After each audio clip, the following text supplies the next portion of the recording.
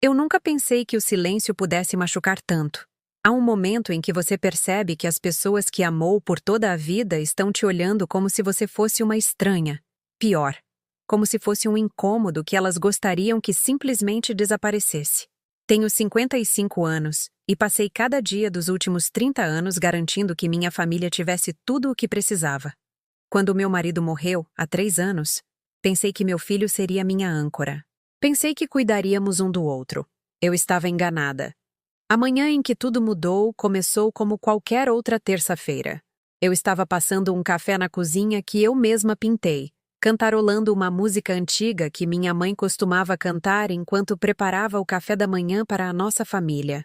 A casa estava silenciosa, exceto pelo borbulhar suave da cafeteira e os passos leves do meu filho descendo as escadas. Daniel sempre acordou cedo, assim como o pai. Por um momento, tudo pareceu normal, seguro. Então, eu ouvi a voz dela, aguda, cortando a paz da manhã como um copo quebrando no piso. Isso é ridículo, Daniel. Eu não consigo mais viver assim. Ela tem que sair. Ela. Não Ana. Não sua mãe. Nem mesmo pelo meu nome. Apenas ela. Fiquei paralisada ao lado da bancada, minha mão ainda segurando a caneca de café que eu estava prestes a encher. Através das paredes finas do nosso sobrado antigo, eu podia ouvir cada palavra da conversa deles no andar de cima. A voz da minha nora carregava aquele tom particular que aprendi a reconhecer no último ano. Aquele que significava que ela havia tomado uma decisão e esperava obediência imediata. Laura, fala baixo. Daniel sussurrou, mas até o seu sussurro parecia cansado, derrotado. Ela vai te ouvir. Ótimo. Talvez ela finalmente entenda que este arranjo não está funcionando. Eu preciso de espaço, Daniel. Espaço de verdade.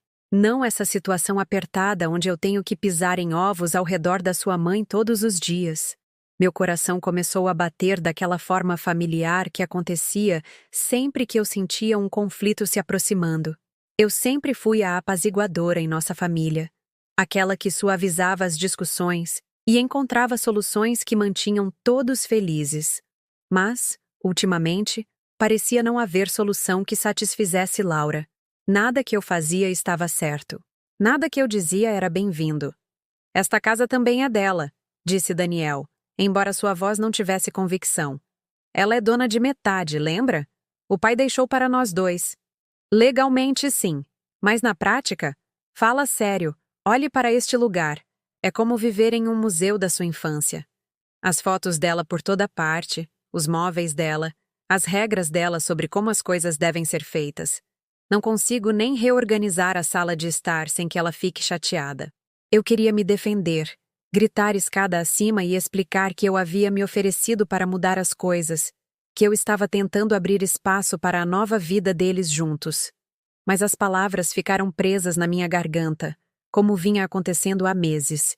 Toda vez que eu tentava me impor, afirmar meu lugar nesta casa que chamei de lar por 28 anos, era recebida com suspiros, olhares de impaciência e o tipo de tolerância que se mostra a uma criança difícil. E agora ela quer manter aquele quarto ridículo? Continuou Laura, sua voz se elevando apesar dos pedidos de Daniel por silêncio. O quarto de casal deveria ser nosso. Somos nós que estamos construindo uma vida aqui. Somos nós que estamos planejando um futuro. Ela pode ficar com o quarto de hóspedes ou... Sinceramente, talvez seja a hora de considerar outras opções. Outras opções. A frase pairou no ar como uma ameaça. Vaga o suficiente para manter uma negação plausível, mas clara o suficiente em sua intenção. Eu já a tinha ouvido antes, sussurrada em conversas que eles pensavam que eu não podia ouvir. Sugerida da maneira cuidadosa como as pessoas discutem problemas que estão tentando resolver sem parecerem cruéis. O quarto de casal. O quarto que eu compartilhei com meu marido por mais de 2 décadas. O quarto onde cuidei dele durante sua doença final. Onde segurei sua mão enquanto ele dava seu último suspiro. Onde ainda guardo seus óculos de leitura na mesa de cabeceira, porque algumas manhãs eu esqueço que ele se foi e o procuro por hábito. Aquele quarto não era apenas um quarto. Era um santuário de memórias, um lugar onde o amor viveu, floresceu e finalmente se despediu. Mas para Laura, era apenas um imóvel. Metros quadrados que poderiam ser melhor aproveitados por pessoas que importavam mais. Eu vou falar com ela, disse Daniel finalmente. E algo em seu tom fez meu estômago se contrair de pavor. Isso não seria uma conversa. Seria um veredito, proferido por um tribunal onde não me foi permitido apresentar meu caso. Coloquei minha caneca de café na bancada com cuidado, minhas mãos tremendo o suficiente para fazer a cerâmica tilintar contra o granito. Por meses, eu vinha dizendo a mim mesma que isso era apenas um período de adaptação, que recém-casados precisavam de tempo para descobrir como mesclar suas vidas com a dinâmica familiar existente. Eu fui paciente, fui complacente. Eu me tornei cada vez menor, tentando ocupar menos espaço, causar menos problemas, precisar de menos atenção. Não tinha sido o suficiente. Nada jamais seria suficiente, porque o problema não era meu comportamento. Era minha existência no espaço deles. Eu criei Daniel nesta casa. Eu o ensinei a andar de bicicleta na nossa garagem. Cuidei de seus joelhos ralados na nossa cozinha.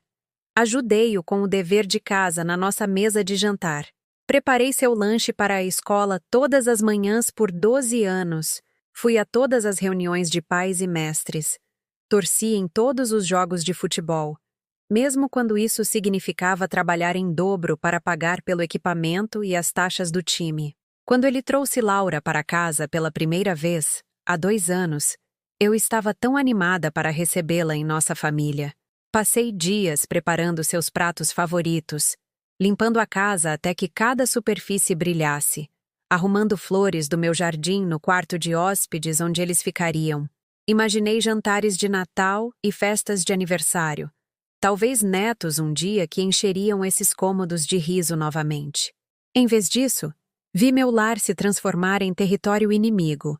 Cada tradição familiar examinada e considerada falha.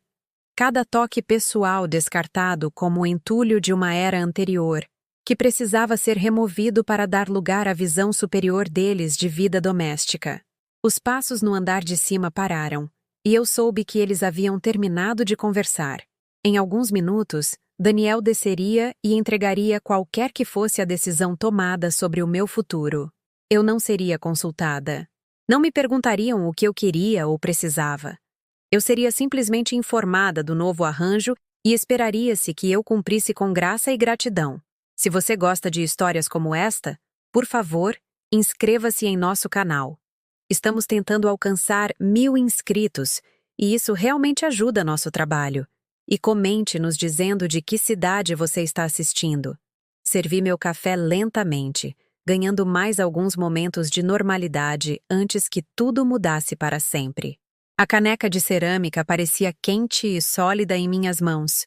Um pequeno conforto em um mundo que de repente se tornou incerto e frio. Pela janela acima da pia, eu podia ver o jardim que plantei e cuidei por 28 anos. As rosas que floresciam toda a primavera, porque aprendi exatamente de quanta água e adubo elas precisavam. A horta que ainda produzia tomates e pimentões, embora houvesse menos pessoas para alimentar hoje em dia. Este era o meu lar. Estas eram as minhas raízes. Mas o amor, eu estava aprendendo, nem sempre te protege das pessoas que você mais ama. Daniel desceu 20 minutos depois, seus passos mais pesados do que o normal nas escadas de madeira que eu havia encerado inúmeras vezes ao longo dos anos. Ele evitou meu olhar enquanto se servia de café, o silêncio se estendendo entre nós como um abismo que não existia no dia anterior. Eu conhecia essa dança. Estávamos prestes a ter uma daquelas conversas em que tudo seria envolto em palavras cuidadosas e sugestões gentis, mas a mensagem seria clara como vidro quebrado. Mãe, ele começou, ainda sem me olhar diretamente. Precisamos conversar. Eu assenti, embora minha garganta parecesse apertada. Imaginei que sim. Ele se sentou à minha frente na mesa da cozinha, a mesma mesa onde eu o ajudei com seu dever de matemática quando ele tinha 13 anos, onde compartilhamos inúmeros cafés da manhã antes da escola, onde ouvi sobre seus corações partidos na adolescência e comemorei sua aprovação na faculdade. Agora parecia uma mesa de negociação onde eu estava prestes a perder tudo pelo que sempre trabalhei. Laura e eu estávamos conversando sobre a situação aqui em casa, disse ele, sua voz assumindo aquele tom cuidadoso e profissional que ele usava em seu escritório. E achamos que poderia ser melhor para todo mundo se fizéssemos alguns ajustes. Melhor para todo mundo. A frase fez meu estômago revirar, porque eu sabia que significava melhor para eles. E esperava-se que eu simplesmente concordasse que o conforto deles era mais importante que o meu. Que tipo de ajustes? Perguntei, embora já soubesse a resposta. Bem, o quarto de casal é realmente o único cômodo grande o suficiente para as coisas da Laura. A mesa de trabalho dela, o equipamento de ginástica, o espaço que ela precisa no armário. O quarto de hóspede seria perfeito para você. É aconchegante, silencioso. Tem aquela vista bonita para o jardim que você tanto ama. Aconchegante. Era a palavra que as pessoas usavam quando queriam dizer pequeno. Quando queriam dizer inferior ao que você tinha antes, mas que você deveria ser grata de qualquer maneira. Daniel, aquele quarto foi o meu quarto por 28 anos. Eu disse baixinho. É onde seu pai e eu... Eu sei, mãe. Eu sei. Ele finalmente olhou para mim e por um momento eu vi um vislumbre do menino que costumava correr para aquela cama durante as tempestades, que soluçava no meu ombro quando sua primeira namorada partiu seu coração. Mas isso desapareceu rapidamente, substituído pela expressão de um homem que já havia tomado sua decisão e estava apenas cumprindo o protocolo de fingir que eu tinha uma escolha. Mas o pai se foi, e você está vivendo no passado, se apegando a um quarto como se isso fosse trazê-lo de volta. Talvez essa mudança seja boa para você, ajudá-la a seguir em frente. Seguir em frente. Como se meu luto tivesse uma data de validade. Como se minhas memórias fossem obstáculos a serem superados em vez de tesouros a serem protegidos. Como se o quarto onde amei, perdi e aprendi a viver sozinha fosse apenas metragem quadrada a ser redistribuída com base em quem precisava mais. E se eu disser não? Perguntei, testando os limites de uma conversa que parecia menos uma discussão e mais um ultimato entregue com falsa gentileza. A mandíbula de Daniel se contraiu levemente, e eu vi um lampejo da impaciência de Laura cruzar suas feições. Mãe, seja razoável. A Laura está grávida. As palavras me atingiram como água fria. Grávida. Um neto. A possibilidade de uma nova vida nesta casa que parecia tão vazia desde a morte do meu marido. Por um momento, meu coração disparou com a possibilidade de passinhos, canções de ninar, o doce caos de um bebê transformando nosso lar silencioso em algo vivo novamente. Mas então eu percebi o que ele estava realmente dizendo. A gravidez de Laura não era apenas uma notícia. Era uma ferramenta de barganha. Uma carta na manga jogada para fazer qualquer resistência minha parecer egoísta e mesquinha. Como uma futura avó poderia negar espaço a uma mãe grávida? Como eu poderia colocar meu apego sentimental a um quarto acima das necessidades do meu futuro neto? Eu não sabia. Sussurrei. Parabéns. Quando...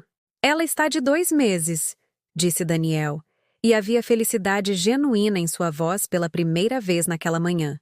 Queríamos ter certeza antes de contar a alguém. Mas agora que sabemos, precisamos começar a planejar. O bebê vai precisar de um quartinho, a Laura precisa de espaço para todas as coisas da gravidez, as consultas médicas, os equipamentos. Claro que precisavam. E claro, o meu quarto, nosso quarto, era a escolha lógica para a família deles em expansão. O quarto era maior. Tinha mais luz natural. Um armário maior. De um ponto de vista prático, fazia todo o sentido. De um ponto de vista humano, parecia que eu estava sendo apagada. Eu entendo que vocês precisam de mais espaço. Eu disse com cuidado. Talvez pudéssemos pensar em um arranjo diferente. Eu poderia ajudar a reformar o porão, ou poderíamos fazer uma ampliação na casa. Mãe! A voz de Daniel carregava uma nota de exaustão. Como se minhas sugestões fossem obstáculos irracionais em vez de tentativas de encontrar soluções que não exigissem que eu entregasse o último santuário que me restava. Não podemos bancar grandes reformas agora. E, honestamente, Esta é a solução mais simples. Você ainda teria seu próprio quarto, seu próprio espaço. Apenas um diferente. Um diferente. Menor. Menos importante. Mais longe do centro da vida familiar. O quarto de hóspedes ficava nos fundos da casa, isolado da cozinha e das áreas de convivência onde a vida diária acontecia. Eu ficaria guardada como algo que você mantém, mas não quer realmente visível. O que a Laura pensa sobre me ter aqui quando o bebê chegar? Perguntei, embora temesse a resposta. Daniel se mexeu desconfortavelmente. Ela está preocupada em ter ajuda suficiente, em garantir que a rotina do bebê não seja interrompida por muita gente por perto. Muita gente. Eu era muita gente. Não uma avó prestativa, não um par extra de mãos para ajudar com as mamadas noturnas e trocas de fraldas. Eu era uma intrusão na família nuclear deles, uma complicação que eles herdaram em vez de escolher. Entendo, eu disse, embora estivesse começando a ver muito mais do que ele provavelmente pretendia revelar. Nos dias seguintes, a casa se transformou ao meu redor de maneiras sutis, mas inconfundíveis. Laura começou a deixar livros sobre gravidez na bancada da cozinha, catálogos de móveis de bebê espalhados pela mesa de jantar. Ela falava alto ao telefone com a mãe sobre cores para o quartinho e listas de presentes para o chá de bebê, conversas que sempre pareciam acontecer quando eu estava por perto, mas nunca me incluíam.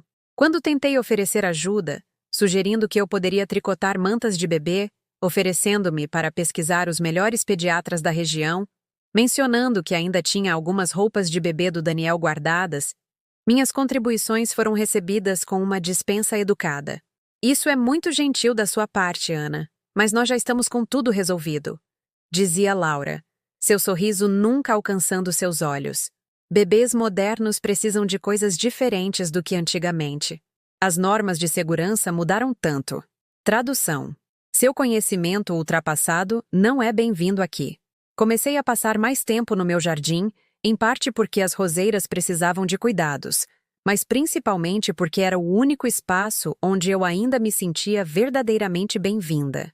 Entre as flores que plantei e cultivei, eu ainda podia me sentir eu mesma. Podia me lembrar de ser valiosa, necessária, capaz de fazer as coisas crescerem e florescerem. Mas até mesmo esse santuário foi invadido uma tarde, quando Laura saiu com uma prancheta e uma fita métrica. Estou planejando algumas mudanças para a próxima primavera. Ela anunciou, não pedindo permissão, mas simplesmente me informando de decisões que já haviam sido tomadas. Essas roseiras velhas ocupam muito espaço e não são muito práticas para uma família com crianças pequenas. Todos esses espinhos. Estamos pensando mais em uma área de lazer, talvez uma horta que realmente produza alimentos que vamos usar. Eu a observei medir o espaço ao redor das minhas roseiras premiadas. Aquelas que levei 5 anos para estabelecer, que floresciam em ondas perfeitas de damasco e creme todo mês de junho. Ela estava calculando a metragem quadrada para um balanço, discutindo a substituição do solo com a indiferença casual de alguém planejando pavimentar um cemitério. Essas rosas foram plantadas no aniversário de 5 anos do Daniel. Eu disse baixinho. Ele mesmo escolheu as cores. Laura parou de medir, olhando para mim com o tipo de paciência que se mostra a uma criança que não entende as preocupações dos adultos. Tenho certeza de que elas têm valor sentimental, disse ela. Mas sentimentalismo não atende a necessidades práticas, não é? Temos que pensar no que é melhor para a nossa família agora. A nossa família. Não a nossa família que me incluía. A família deles, que eu estava temporariamente acomodando até que arranjos melhores pudessem ser feitos. Naquela noite, deitei-me no quarto de casal que em breve pertenceria a outra pessoa, olhando para o teto que meu marido e eu pintamos juntos há 12 anos. Tínhamos escolhido um cinza azulado suave, que nos lembrava o céu da manhã.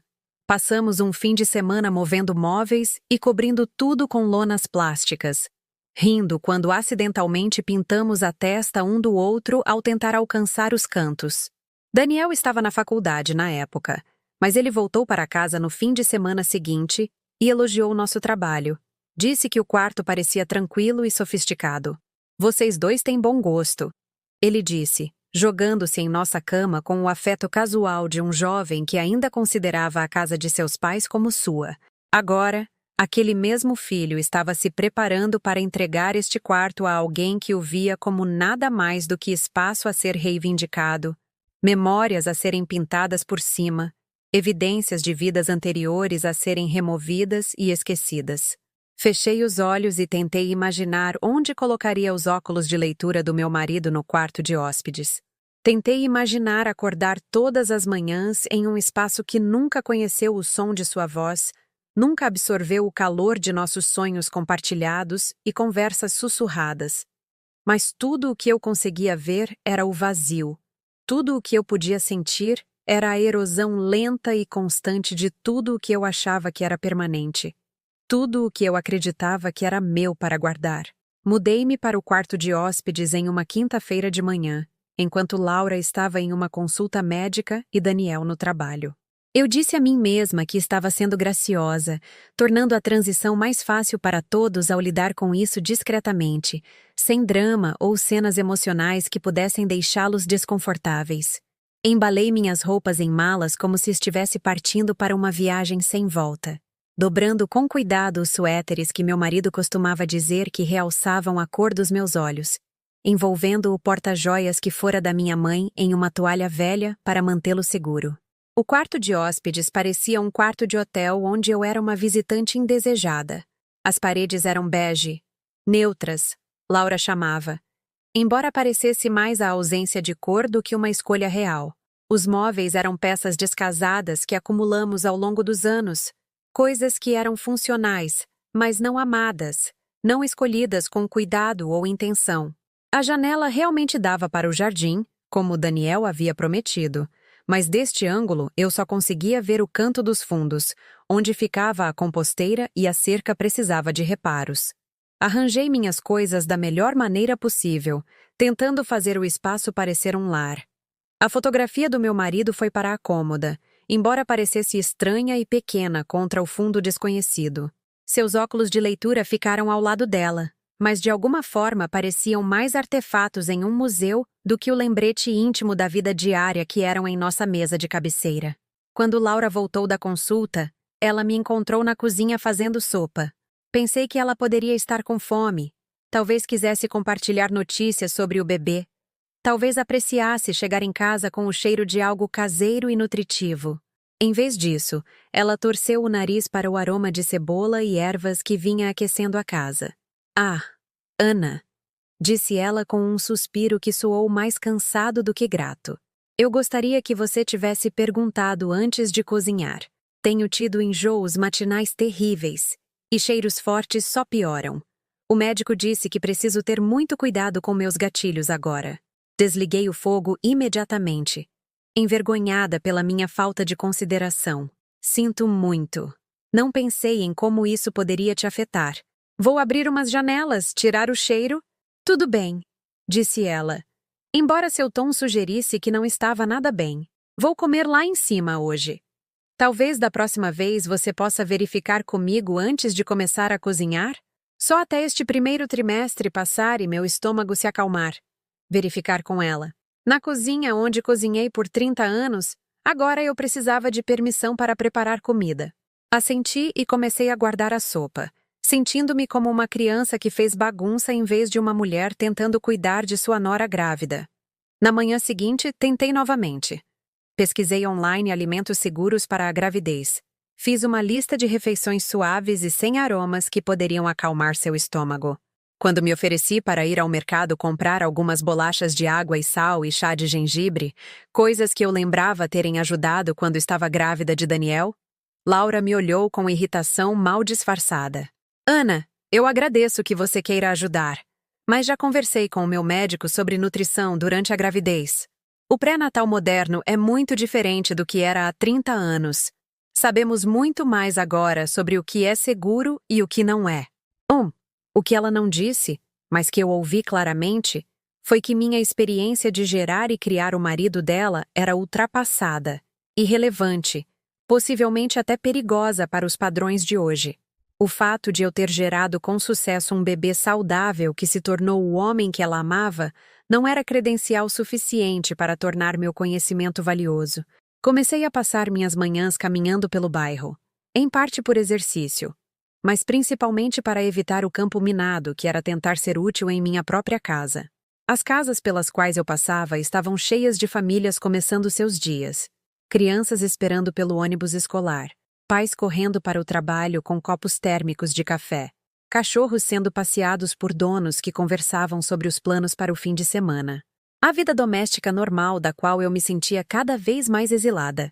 Ao voltar de uma dessas caminhadas, encontrei Laura no quarto de casal, meu antigo quarto, com duas de suas amigas, todas grávidas e radiantes com a excitação da maternidade iminente. Elas estavam planejando algum tipo de chá de bebê ou evento de lista de presentes, suas vozes brilhantes com a alegria particular que vem de ter seu futuro mapeado em celebração e antecipação. "Ah, oi, Ana", disse Laura quando me notou na porta.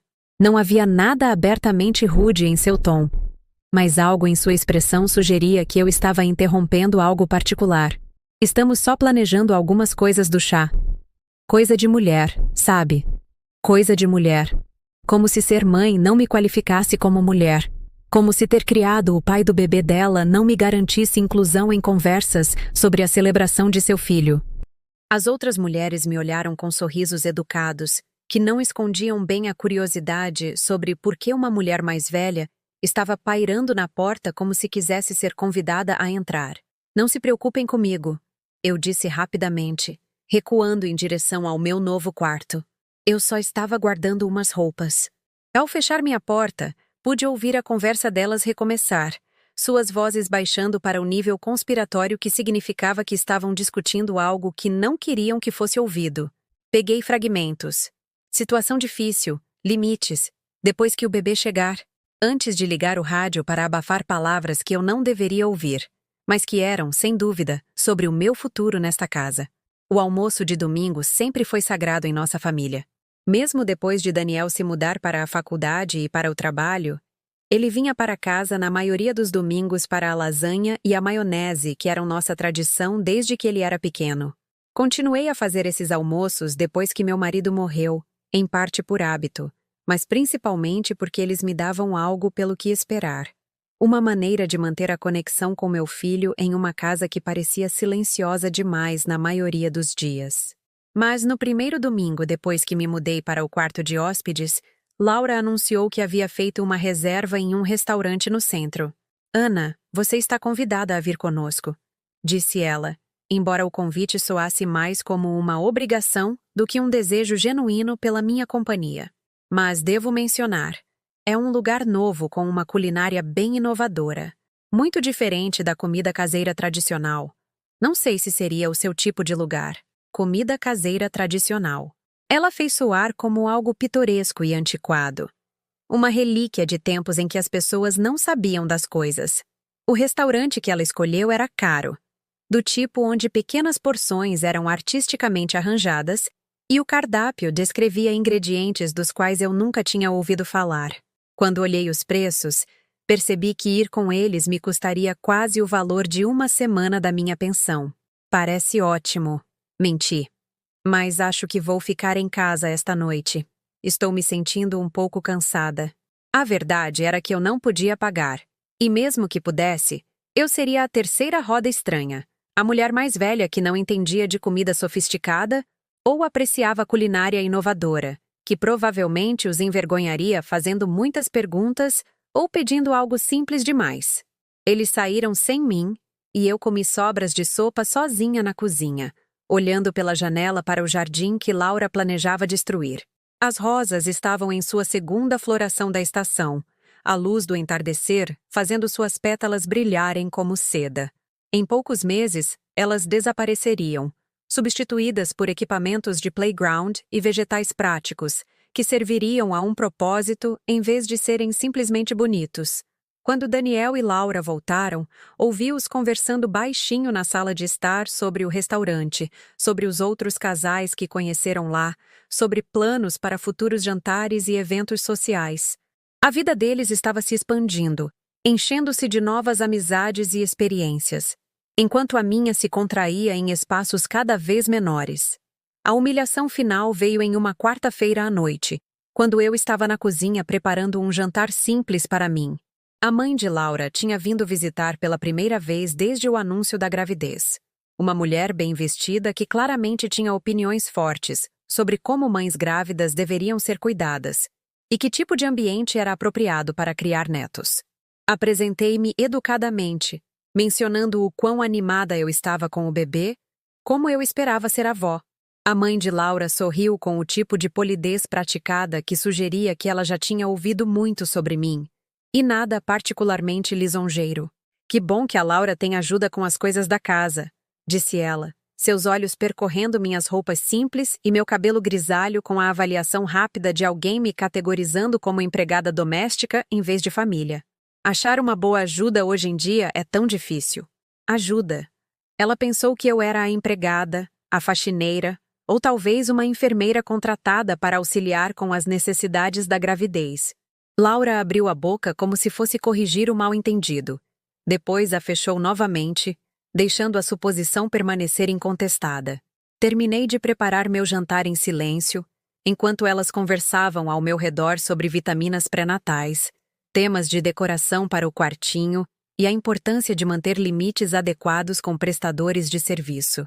Quando finalmente pedi licença para comer no meu quarto, ninguém protestou ou sugeriu que eu me juntasse à conversa delas. Mais tarde naquela noite, ouvi Laura ao telefone com a mãe, suas vozes atravessando as paredes finas de uma forma que tornava a privacidade impossível. Eu sei que é estranho, mãe. Mas o Daniel se sente culpado de mandá-la embora de vez. Ela não tem para onde ir, e não é como se ela pudesse pagar seu próprio aluguel com a pensão. Estamos tentando fazer o melhor possível até encontrarmos uma solução melhor a longo prazo. Uma solução melhor a longo prazo. Eu era um problema a ser resolvido.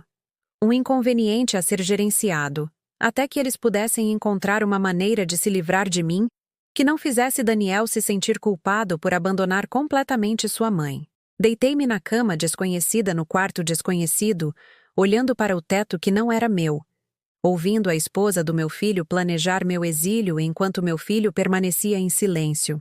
A casa ao meu redor era a mesma estrutura onde criei minha família, mas havia se tornado território estrangeiro, onde eu era tolerada em vez de bem-vinda, suportada em vez de amada. Mas em algum lugar na escuridão, enquanto eu as ouvia discutir meu futuro, como se eu fosse um móvel que eles precisavam realocar, algo começou a mudar dentro de mim.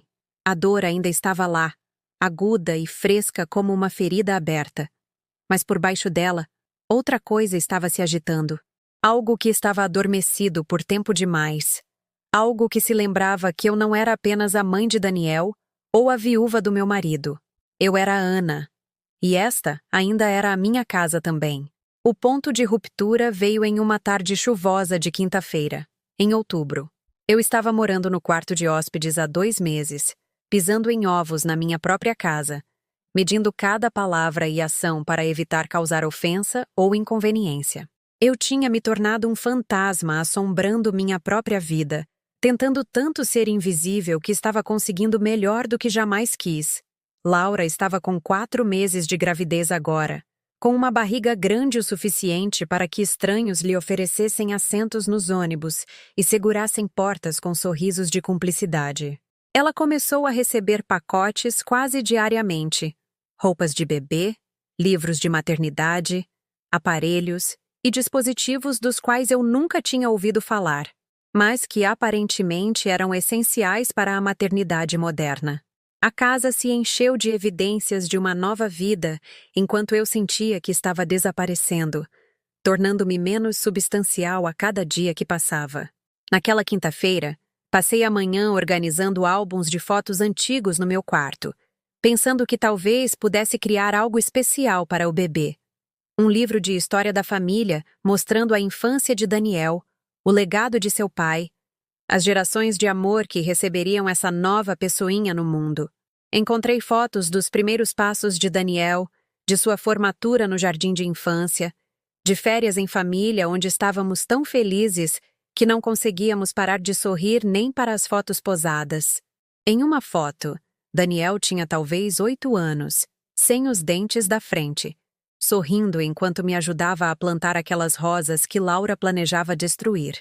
Suas pequenas mãos estavam cobertas de terra, sua camiseta manchada de grama por se ajoelhar no jardim, seu rosto brilhando com a pura alegria de fazer algo importante com sua mãe. Eu me lembrava daquele dia perfeitamente, de como ele ficou orgulhoso por escolher as cores, de como seguiu cuidadosamente minhas instruções sobre espaçamento e profundidade, de como insistiu em regá-las todos os dias por semanas até que se estabelecessem. Pensei que talvez, se eu mostrasse a Laura esta foto, ela pudesse entender por que aquelas rosas significavam mais do que apenas paisagismo para mim. Talvez ela visse que o jardim não era apenas espaço a ser recuperado, mas um memorial vivo do amor entre uma mãe e um filho, que costumavam encontrar alegria em criar coisas bonitas juntos. Eu a encontrei na cozinha, espalhando tapetes de yoga para gestantes no chão enquanto falava ao telefone com alguém sobre rotinas de exercícios e alongamentos pélvicos.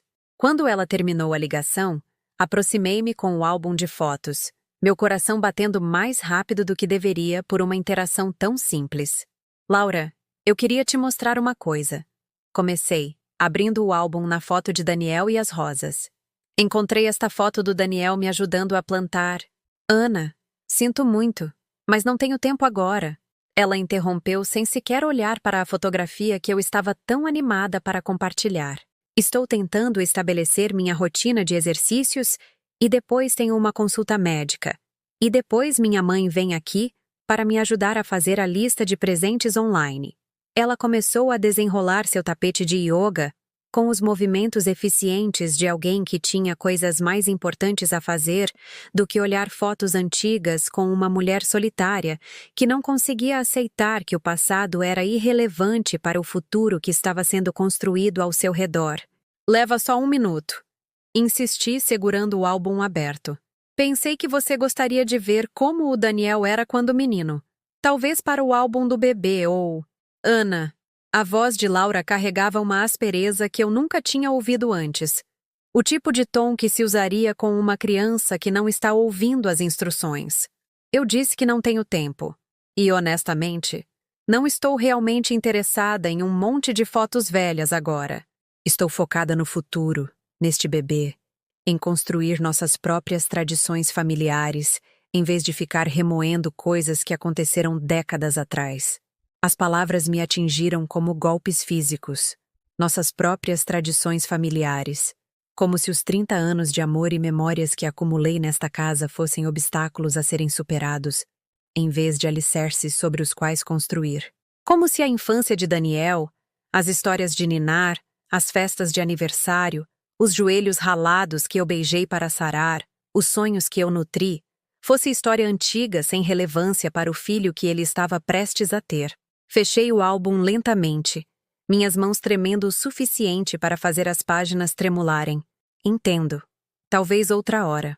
Talvez, disse Laura, mas seu tom sugeria que outra hora nunca chegaria. Que minhas memórias, minhas histórias e minha conexão com o homem com quem ela se casou eram inconveniências que ela preferia não reconhecer. Retirei-me para o meu quarto e sentei na beirada da cama que não parecia minha, segurando o álbum de fotos contra o peito como uma armadura que se provou insuficiente para me proteger do último ataque à minha dignidade. Através das paredes finas, eu podia ouvir Laura ao telefone novamente, fazendo planos que não me incluíam, construindo um futuro que não tinha espaço para a mulher que tornou possível a existência de seu marido. Naquela noite, Daniel chegou em casa com flores, não para mim, embora eu tivesse tido um dia particularmente difícil, mas para Laura, um buquê de rosas caras de uma floricultura do centro. Eram lindas, perfeitas, sem um único espinho ou imperfeição, arranjadas em um vaso de cristal que provavelmente custou mais do que eu gasto em supermercado em um mês. São maravilhosas, exclamou Laura, aceitando seu beijo e as flores com o sorriso radiante de uma mulher que sabia que era querida. Qual é a ocasião? Preciso de uma ocasião para trazer flores para minha linda esposa grávida? Respondeu Daniel, e a ternura em sua voz era tão familiar e tão estranha ao mesmo tempo. Eu já tinha ouvido aquele tom antes, dirigido a mim, quando eu era a mulher que ele queria agradar, proteger e encher de pequenos gestos de afeto. Eles arrumaram as flores juntos na bancada da cozinha, discutindo onde exibi-las para máximo impacto. Suas vozes quentes com o tipo de intimidade doméstica que fazia minha presença parecer uma intrusão. Observei da porta, lembrando de todas as vezes que Daniel me trouxe flores. No Dia das Mães, no meu aniversário, às vezes só porque as viu e achou que me fariam sorrir. Quando foi a última vez que ele pensou em me fazer sorrir? Mãe, você está bem? Perguntou Daniel, notando-me pairando na porta como uma criada esperando permissão para entrar. Estou bem. Menti. A resposta automática após meses de prática. As flores são lindas. Laura, elas ficarão lindas onde quer que você as coloque. Ela estava considerando locais. A mesa de jantar, a lareira, talvez o quarto onde pegariam a luz da manhã. Cada sugestão era um lembrete de que esta era a casa dela agora, seu espaço para decorar e arrumar de acordo com suas preferências. Eu era apenas uma residente temporária, cujas opiniões sobre o arranjo de flores não eram solicitadas nem particularmente bem-vindas. Pedi licença e fui para o meu quarto, fechando a porta com o silêncio cuidadoso de alguém que aprendeu a não fazer barulho que pudesse incomodar as pessoas que realmente pertenciam à casa. Sentei-me perto da janela, olhando para o meu jardim, minhas rosas florescendo sua última leva antes da dormência do inverno. E tentei me lembrar de quando parei de importar para o meu próprio filho. O álbum de fotos estava aberto na minha cômoda, e me peguei olhando para aquela foto de Daniel de 8 anos novamente. Seu rosto era tão ansioso, tão cheio de amor, confiança e a certeza absoluta de que sua mãe era a pessoa mais importante do seu mundo. Ele acreditava então que éramos parceiros, que estávamos construindo algo bonito juntos que duraria para sempre. Eu também acreditei. Agora ele trazia flores para outra mulher, enquanto as rosas que plantamos juntos estavam programadas para destruição, seu legado de 20 anos considerado menos importante do que equipamentos de playground para um bebê que ainda nem havia nascido.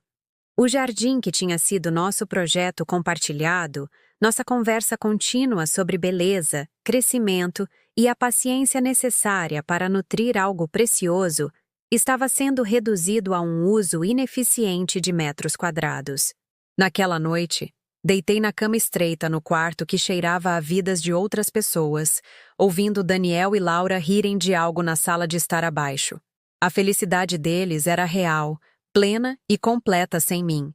Eles estavam construindo uma vida, planejando um futuro, criando tradições que definiriam sua família por décadas, e eu não fazia parte de nada disso. Eu não fazia mais parte de nada. O pensamento deveria ter sido devastador, e em parte foi. Mas por baixo da dor familiar da exclusão e da irrelevância, outra coisa estava se agitando. Algo que estava enterrado sob meses de tentativa de ser menor, mais silenciosa, menos problemática.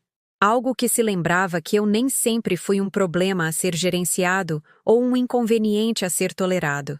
Levantei-me e caminhei até a cômoda, pegando os óculos de leitura do meu marido e virando-os em minhas mãos.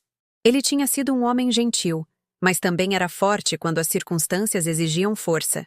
Ele nunca teria deixado ninguém me tratar como se eu não importasse. Nunca teria permitido que ninguém me fizesse sentir indesejada em minha própria casa. O que você faria, Roberto? Sussurrei para o quarto vazio, para o silêncio que se tornou meu companheiro mais frequente. Mas eu já sabia a resposta. Roberto teria me lembrado que esta casa também era minha, que eu conquistei meu lugar aqui através de 30 anos de amor, sacrifício e atos diários de devoção.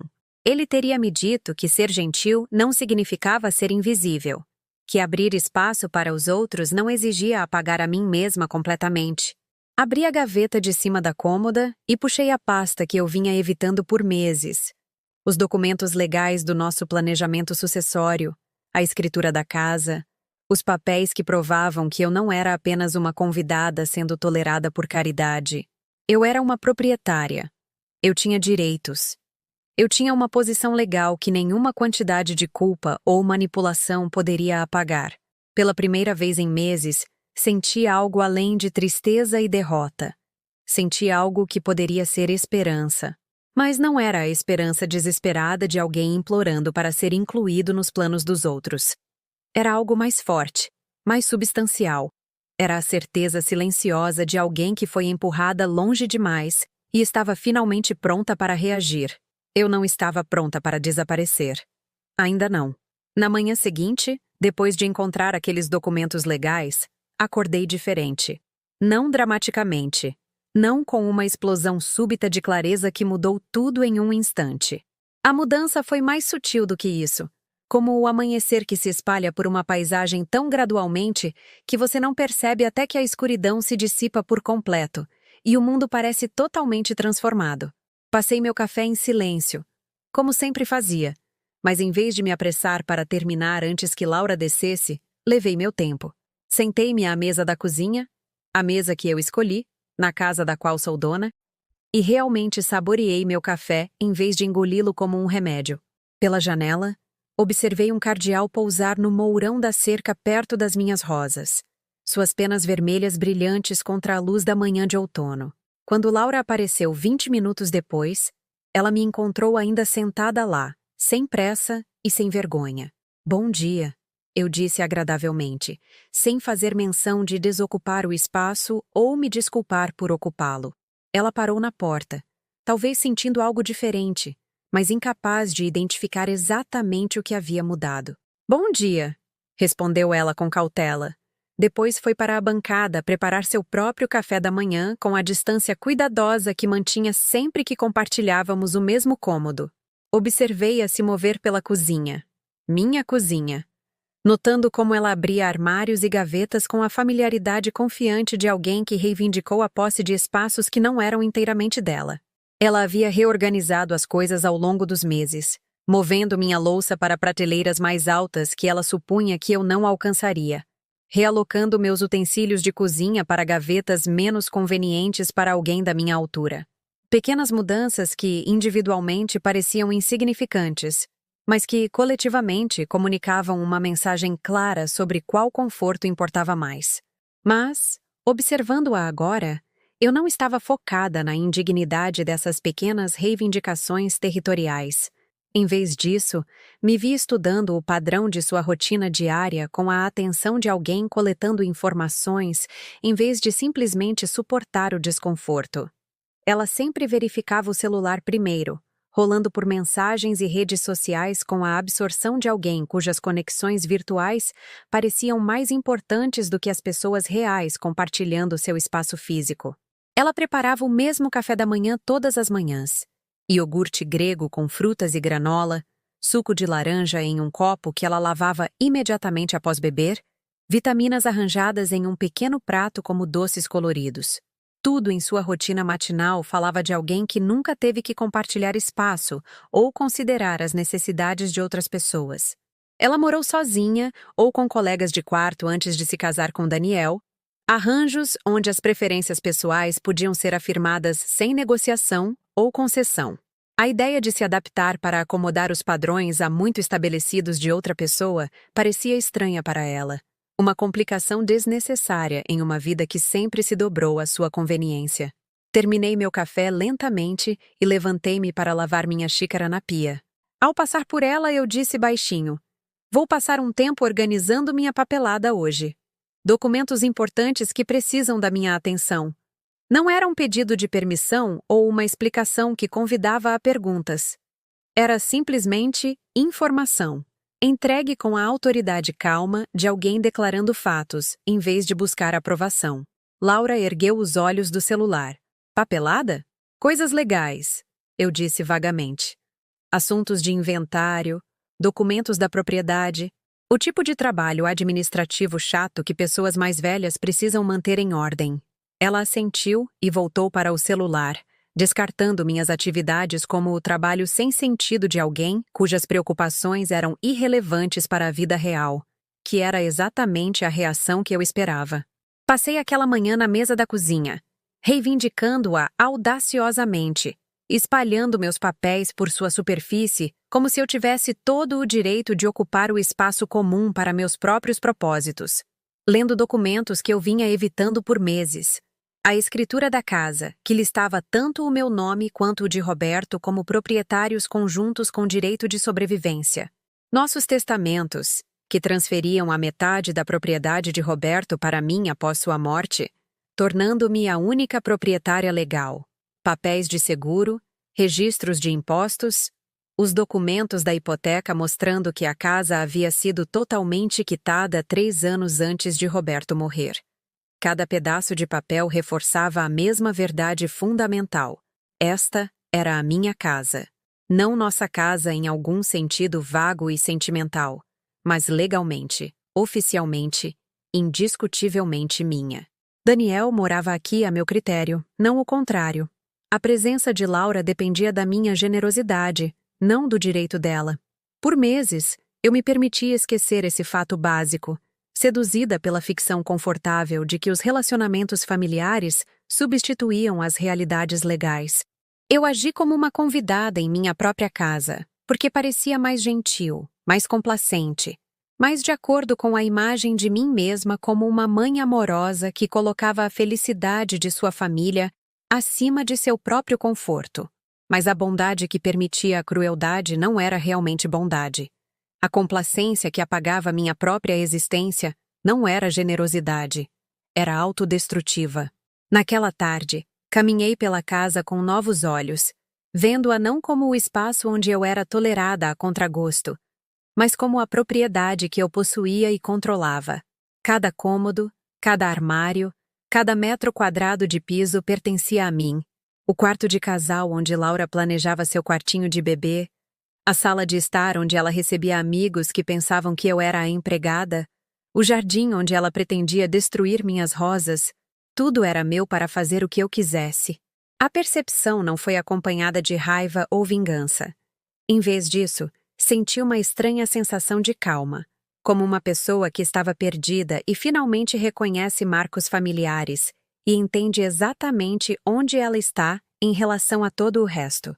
Comecei a prestar atenção em conversas que antes tentava ignorar, ouvindo com atenção quando Daniel e Laura discutiam seus planos futuros, como se eu naturalmente fosse acomodar o que quer que eles decidissem ser melhor para eles. Eles falavam em transformar o porão no escritório de Daniel, em receber a família de Laura para o Natal, sobre cores de tinta para o quartinho e arranjos de móveis que presumiam minha residência permanente no quarto de hóspedes. Nenhuma dessas conversas incluía minha opinião ou consentimento. Eles simplesmente presumiam minha conformidade, como se minhas preferências fossem obstáculos irrelevantes a serem contornados, em vez de fatores que precisavam de consideração em decisões sobre minha própria propriedade.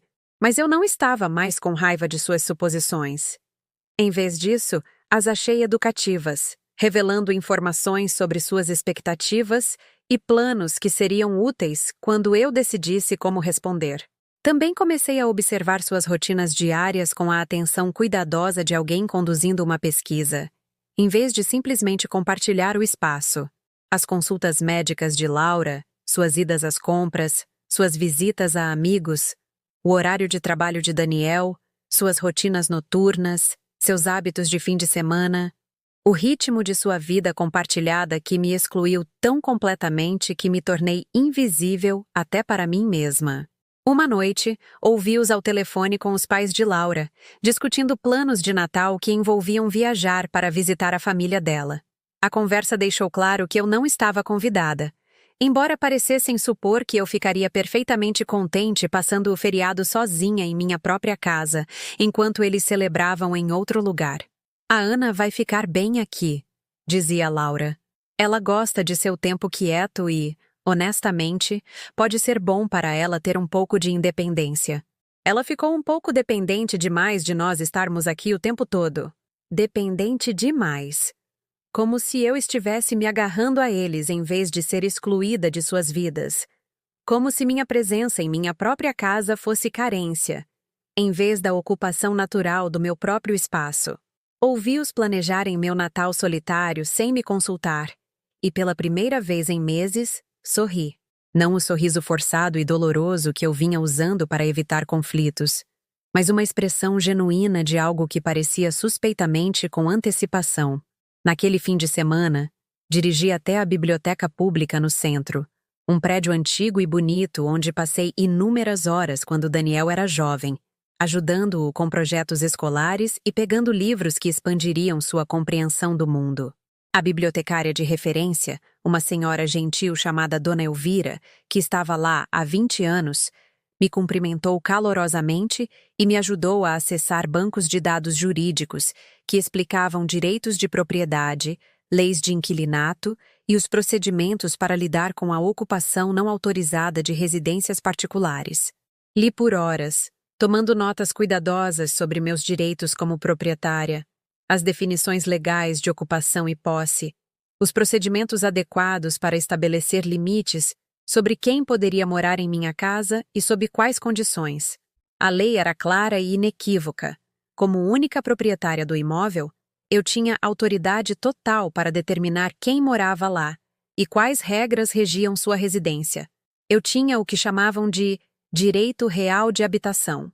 Também pesquisei o direito de família relacionado a filhos adultos que moram na casa dos pais, descobrindo que ser mãe de alguém não me obrigava a fornecer-lhes moradia gratuita indefinidamente, especialmente quando a presença deles estava me causando sofrimento emocional. A informação foi empoderadora de uma forma que eu não esperava. Eu vinha pensando em mim mesma como uma vítima de circunstâncias fora do meu controle, quando na verdade eu era uma proprietária que havia esquecido sua própria autoridade. Eu estava permitindo que outras pessoas tomassem decisões sobre minha vida e minha casa, porque confundi amor com martírio, gentileza com autoanulação. Mas o amor não exigia que eu desaparecesse. A gentileza não significava aceitar a crueldade. Ser uma boa mãe não me obrigava a entregar minha dignidade ou meus direitos legais a adultos que eram perfeitamente capazes de criar suas próprias vidas em seus próprios espaços. Pela primeira vez em meses, me senti eu mesma novamente. Não a versão diminuída e apologética de mim mesma que eu havia me tornado, mas a mulher que criou uma família, manteve um lar, sobreviveu à perda do marido e conquistou o direito de viver com dignidade e respeito em sua própria casa.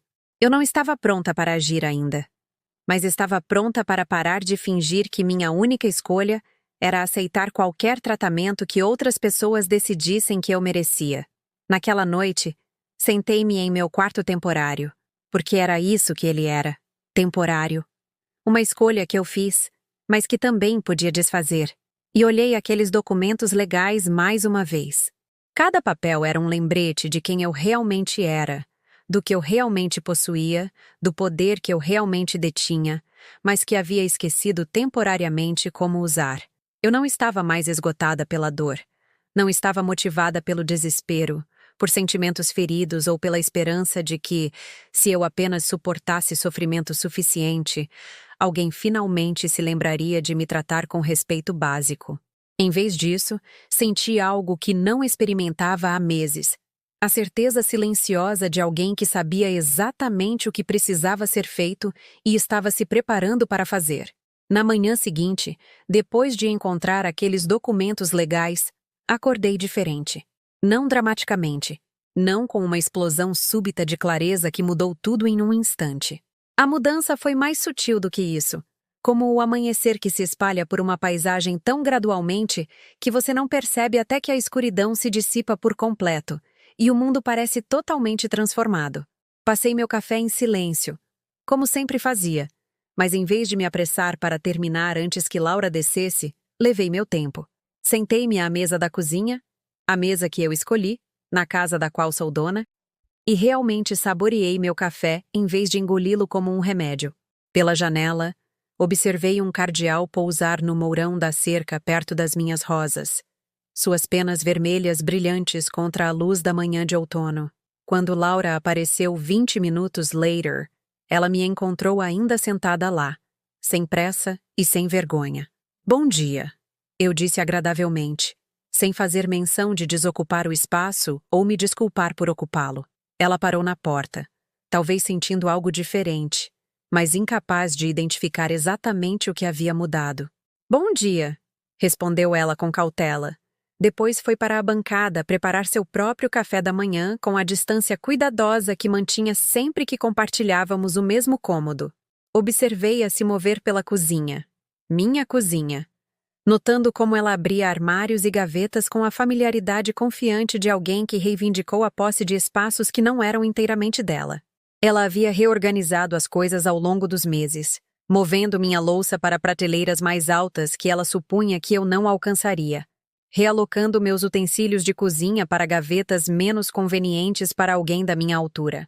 Pequenas mudanças que, individualmente, pareciam insignificantes, mas que, coletivamente, comunicavam uma mensagem clara sobre qual conforto importava mais. Mas, observando-a agora, eu não estava focada na indignidade dessas pequenas reivindicações territoriais. Em vez disso, me vi estudando o padrão de sua rotina diária com a atenção de alguém coletando informações em vez de simplesmente suportar o desconforto. Ela sempre verificava o celular primeiro, rolando por mensagens e redes sociais com a absorção de alguém cujas conexões virtuais pareciam mais importantes do que as pessoas reais compartilhando seu espaço físico. Ela preparava o mesmo café da manhã todas as manhãs. Iogurte grego com frutas e granola, suco de laranja em um copo que ela lavava imediatamente após beber, vitaminas arranjadas em um pequeno prato como doces coloridos. Tudo em sua rotina matinal falava de alguém que nunca teve que compartilhar espaço ou considerar as necessidades de outras pessoas. Ela morou sozinha ou com colegas de quarto antes de se casar com Daniel. Arranjos onde as preferências pessoais podiam ser afirmadas sem negociação ou concessão.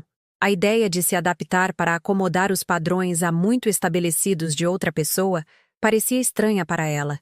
Uma complicação desnecessária em uma vida que sempre se dobrou à sua conveniência. Terminei meu café lentamente e levantei-me para lavar minha xícara na pia. Ao passar por ela, eu disse baixinho: "Vou passar um tempo organizando minha papelada hoje. Documentos importantes que precisam da minha atenção." Não era um pedido de permissão ou uma explicação que convidava a perguntas. Era simplesmente informação, entregue com a autoridade calma de alguém declarando fatos, em vez de buscar aprovação. Laura ergueu os olhos do celular. "Papelada? Coisas legais", eu disse vagamente. Assuntos de inventário, documentos da propriedade, o tipo de trabalho administrativo chato que pessoas mais velhas precisam manter em ordem.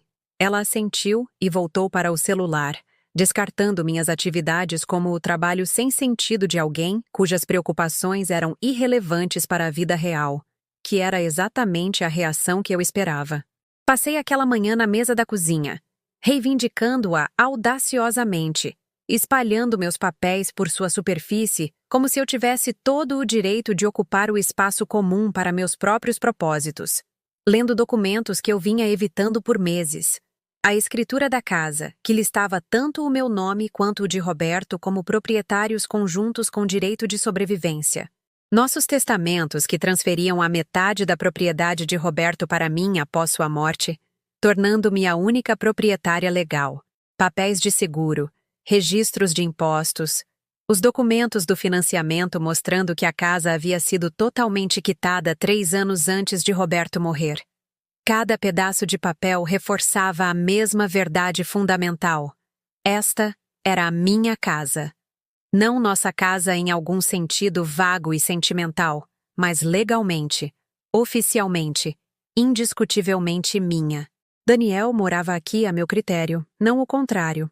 A presença de Laura dependia da minha generosidade, não do direito dela. Por meses, eu me permitia esquecer esse fato básico, seduzida pela ficção confortável de que os relacionamentos familiares substituíam as realidades legais. Eu agi como uma convidada em minha própria casa, porque parecia mais gentil, mais complacente, mais de acordo com a imagem de mim mesma como uma mãe amorosa que colocava a felicidade de sua família acima de seu próprio conforto. Mas a bondade que permitia a crueldade não era realmente bondade. A complacência que apagava minha própria existência não era generosidade. Era autodestrutiva. Naquela tarde, caminhei pela casa com novos olhos, vendo-a não como o espaço onde eu era tolerada a contragosto, mas como a propriedade que eu possuía e controlava. Cada cômodo, cada armário, cada metro quadrado de piso pertencia a mim. O quarto de casal, onde Laura planejava seu quartinho de bebê, a sala de estar onde ela recebia amigos que pensavam que eu era a empregada, o jardim onde ela pretendia destruir minhas rosas, tudo era meu para fazer o que eu quisesse. A percepção não foi acompanhada de raiva ou vingança. Em vez disso, senti uma estranha sensação de calma, como uma pessoa que estava perdida e finalmente reconhece marcos familiares e entende exatamente onde ela está em relação a todo o resto. Comecei a prestar atenção em conversas que antes tentava ignorar, ouvindo com atenção quando Daniel e Laura discutiam seus planos futuros, como se eu naturalmente fosse acomodar o que quer que eles decidissem ser melhor para eles. Eles falavam em transformar o porão no escritório de Daniel, em receber a família de Laura para o Natal, sobre cores de tinta para o quartinho e arranjos de móveis que presumiam minha residência permanente no quarto de hóspedes. Nenhuma dessas conversas incluía minha opinião ou consentimento. Eles simplesmente presumiam minha conformidade, como se minhas preferências fossem obstáculos irrelevantes a serem contornados, em vez de fatores que precisavam de consideração em decisões sobre minha própria propriedade. Mas eu não estava mais com raiva de suas suposições. Em vez disso, as achei educativas, revelando informações sobre suas expectativas e planos que seriam úteis quando eu decidisse como responder. Também comecei a observar suas rotinas diárias com a atenção cuidadosa de alguém conduzindo uma pesquisa, em vez de simplesmente compartilhar o espaço. As consultas médicas de Laura, suas idas às compras, suas visitas a amigos, o horário de trabalho de Daniel, suas rotinas noturnas, seus hábitos de fim de semana, o ritmo de sua vida compartilhada que me excluiu tão completamente que me tornei invisível até para mim mesma. Uma noite, ouvi-os ao telefone com os pais de Laura, discutindo planos de Natal que envolviam viajar para visitar a família dela. A conversa deixou claro que eu não estava convidada, embora parecessem supor que eu ficaria perfeitamente contente passando o feriado sozinha em minha própria casa, enquanto eles celebravam em outro lugar. A Ana vai ficar bem aqui, dizia Laura. Ela gosta de seu tempo quieto e, honestamente, pode ser bom para ela ter um pouco de independência. Ela ficou um pouco dependente demais de nós estarmos aqui o tempo todo. Dependente demais. Como se eu estivesse me agarrando a eles em vez de ser excluída de suas vidas. Como se minha presença em minha própria casa fosse carência, em vez da ocupação natural do meu próprio espaço. Ouvi-os planejarem meu Natal solitário sem me consultar, e pela primeira vez em meses, sorri. Não o sorriso forçado e doloroso que eu vinha usando para evitar conflitos, mas uma expressão genuína de algo que parecia suspeitamente com antecipação. Naquele fim de semana, dirigi até a biblioteca pública no centro, um prédio antigo e bonito onde passei inúmeras horas quando Daniel era jovem, ajudando-o com projetos escolares e pegando livros que expandiriam sua compreensão do mundo. A bibliotecária de referência, uma senhora gentil chamada Dona Elvira, que estava lá há 20 anos, me cumprimentou calorosamente e me ajudou a acessar bancos de dados jurídicos que explicavam direitos de propriedade, a lei do inquilinato e os procedimentos para lidar com a ocupação não autorizada de residências particulares. Li por horas, tomando notas cuidadosas sobre meus direitos como proprietária, as definições legais de ocupação e posse, os procedimentos adequados para estabelecer limites sobre quem poderia morar em minha casa e sob quais condições. A lei era clara e inequívoca. Como única proprietária do imóvel, eu tinha autoridade total para determinar quem morava lá e quais regras regiam sua residência. Também pesquisei o direito de família relacionado a filhos adultos que moram na casa dos pais, descobrindo que ser mãe de alguém não me obrigava a fornecer-lhes moradia gratuita indefinidamente, especialmente quando a presença deles estava me causando sofrimento emocional. A informação foi empoderadora de uma forma que eu não esperava. Eu vinha pensando em mim mesma como uma vítima de circunstâncias fora do meu controle, quando, na verdade, eu era uma proprietária que havia esquecido sua própria autoridade. Eu estava permitindo que outras pessoas tomassem decisões sobre minha vida e minha casa porque confundia amor com martírio, gentileza com autoanulação. Mas o amor não exigia que eu desaparecesse. A gentileza nem significava aceitar a crueldade. Ser uma boa mãe não me obrigava a entregar minha dignidade ou meus direitos legais a adultos que eram perfeitamente capazes de criar suas próprias vidas em seus próprios espaços. Pela primeira vez em meses, me senti eu mesma novamente.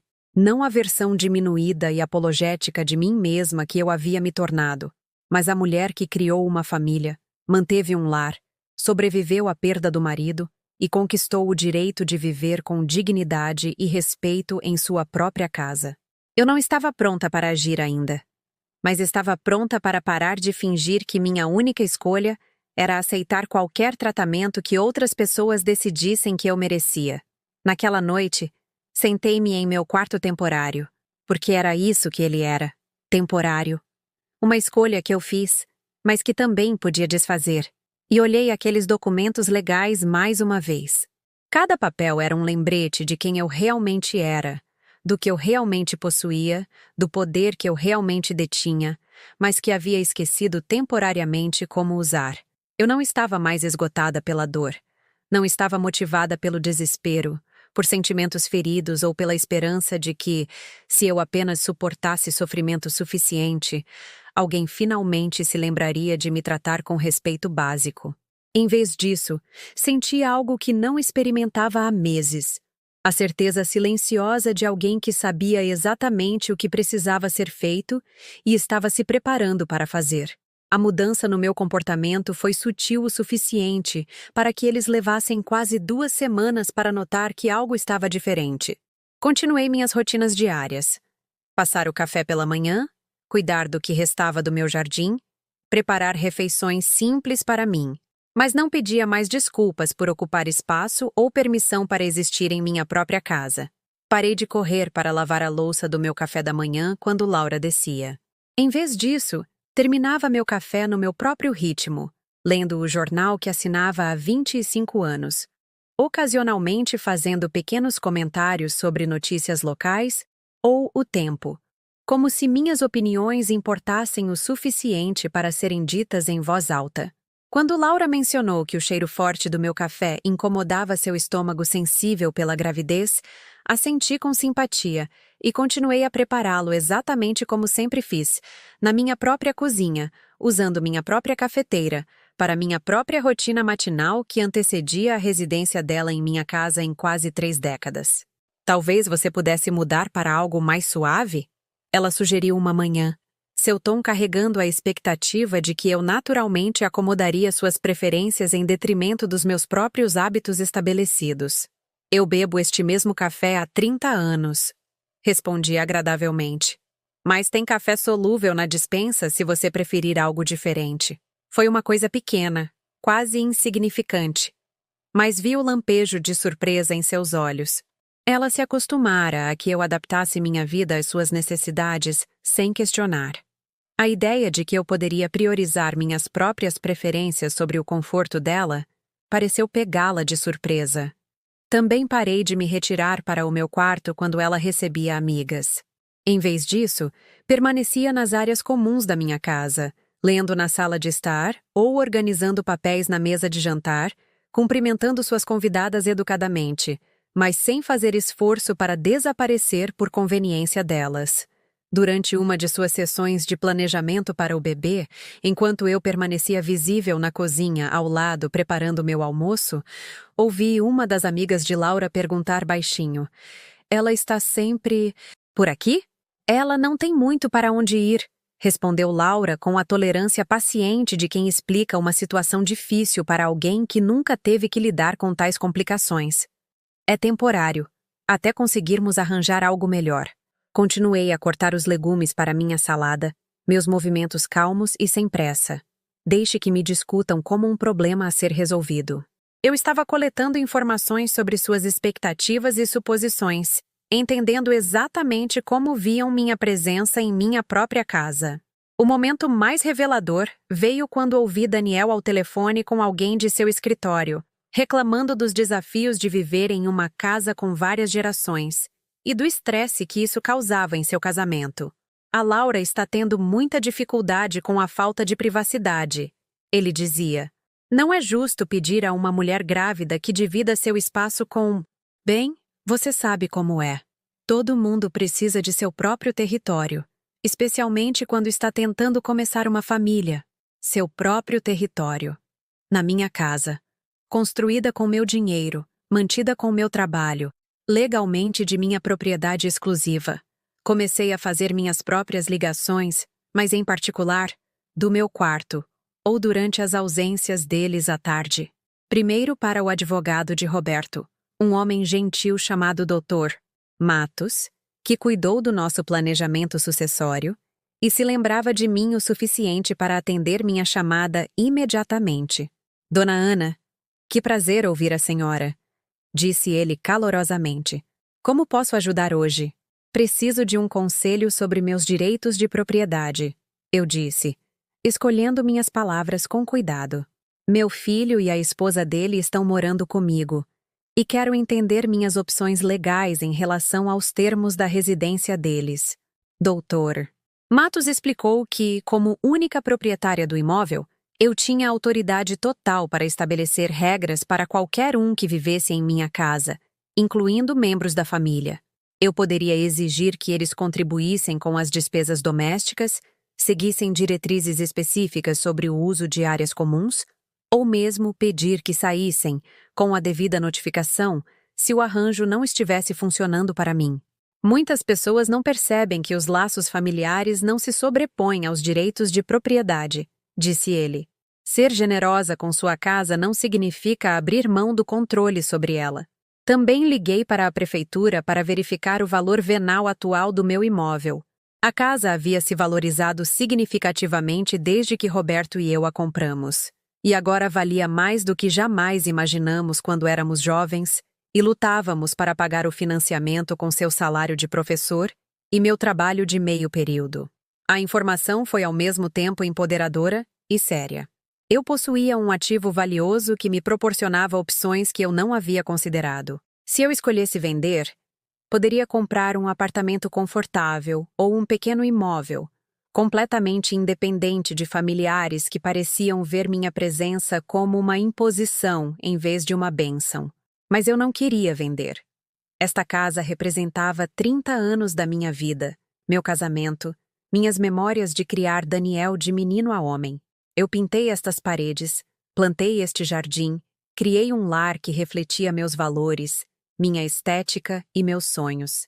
Eu queria ficar, mas queria ficar com dignidade, respeito e o reconhecimento do meu direito legal e emocional, de ocupar meu próprio espaço sem pedir desculpas. Comecei a documentar coisas que antes tentava ignorar. A maneira casual como Laura discutia a redecoração da minha casa sem me consultar. Como se minhas preferências fossem detalhes irrelevantes em vez da base sobre a qual o caráter da casa foi construído. As suposições que eles faziam sobre minha agenda, minha disponibilidade, minha disposição para acomodar seus planos sem considerar meus próprios desejos. Anotei conversas específicas, datas e horários em que discutiram meu futuro, como se eu não fosse capaz de tomar minhas próprias decisões sobre minha própria vida. Notei suas expectativas de que eu naturalmente desocuparia os cômodos que eles queriam usar, modificaria as rotinas que eles achavam inconvenientes, aceitaria quaisquer arranjos de moradia que eles decidissem serem mais adequados para sua família em expansão. Uma noite, enquanto eles estavam fora para jantar em outro restaurante que eu não podia pagar, caminhei por todos os cômodos da minha casa com um caderno, anotando tudo o que pertencia a mim versus os itens que eles haviam trazido para nosso espaço compartilhado. O exercício foi esclarecedor. Quase tudo de valor. Móveis, obras de arte, eletrodomésticos, até a maioria da louça e roupa de cama, eram coisas que Roberto e eu havíamos escolhido e pago ao longo de décadas de casamento. Laura havia contribuído com alguns itens decorativos e pertences pessoais, mas o caráter fundamental da casa, seu conforto, funcionalidade e beleza, refletia decisões que eu tomei e investimentos que eu financiei. No entanto, de alguma forma, eu fui levada a me sentir como uma convidada em espaços que eu criei. Uma intrusa em cômodos que eu projetei, decorei e mantive através de anos de cuidado diário. Também pesquisei os requisitos legais para estabelecer alguém como inquilino versus um convidado da família. De acordo com as informações que encontrei, a residência de Daniel e Laura poderia ser classificada como um comodato, o que significava que eu poderia rescindir sua ocupação com uma notificação por escrito de 30 dias. Independentemente de nosso relacionamento familiar, o conhecimento parecia uma arma secreta que eu não estava pronta para usar, mas que era reconfortante possuir. Eu tinha opções. Eu tinha respaldo legal. Eu tinha um poder que havia esquecido temporariamente, mas que agora estava me lembrando de como exercer.